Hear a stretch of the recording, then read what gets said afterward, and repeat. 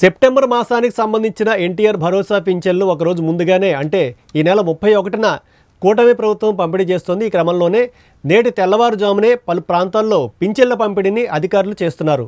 రాష్ట్రంలో పింఛన్ల పండుగ ఒకరోజు ముందుగానే వచ్చింది. ఒకప్పుడు వైసీపీ ప్రభుత్వం నెల వచ్చి రోజులు గడుస్తున్నా పంపిణీ చేసే పరిస్థితి ఉండేది కాదు. కూటమి ప్రభుత్వం అధికారంలోకి వచ్చిన నాటి నుంచి పక్కాగా 1వ తారీఖునే లేదంటే ఒకరోజు ముందుగానే పింఛన్లు పంపిణీ చేస్తున్నారు. ఈ క్రమంలో సెప్టెంబర్ నెలలో పింఛన్లను ఒకరోజు ముందుగానే పంపిణీ చేస్తుండడంతో పింఛన్దారులు ఆనందంగా ఉన్నారు. సెప్టెంబర్ 1 ఆదివారం కావడంతో ఆ రోజు ప్రభుత్వ ఉద్యోగులకు సెలవు దినం కావడంతో సీఎం చంద్రబాబు ఈ మేరకు నిర్ణయం తీసుకున్నారు. ఉద్యోగుల సెలవుకు భంగం కలగకుండా పెన్షన్దారులకు నగదు అందుకోవడం కోసం ఒకరోజు ఆలస్యం కాకుండా చర్యలు తీసుకున్నారు.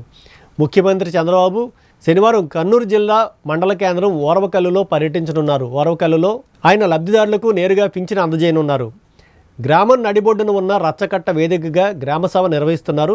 శనివారం మధ్యాహ్నం 2 గంటలకు సీఎం ఓరవకల్లు ఎయిర్పోర్టుకు చేరుకుంటారు. అక్కడి నుంచి రోడ్డు మార్గంలో పింఛన్ల పంపిణీ గ్రామసభ వేదిక వద్దకు చేరుకుంటారు. అక్కడే లబ్ధిదారులకు ఆయన పింఛన్లు పంపిణీ చేస్తారు. అనంతరం గ్రామసభలో ప్రసంగిస్తారు. విశాఖపట్నం జిల్లాలో ఉదయం 6 గంటలకి ఎన్టీఆర్ భరోసా సామాజిక పింఛన్ల పంపిణీ కార్యక్రమం ప్రారంభమైంది. తాడిచెట్లపాలెం వద్ద స్థానిక ప్రజా ప్రతినిధులతో కలిసి లబ్ధిదారులకు పింఛన్ల సొమ్మును జిల్లా కలెక్టర్ ఎంఎన్ హరీంద్ర ప్రసాద్ అందజేశారు.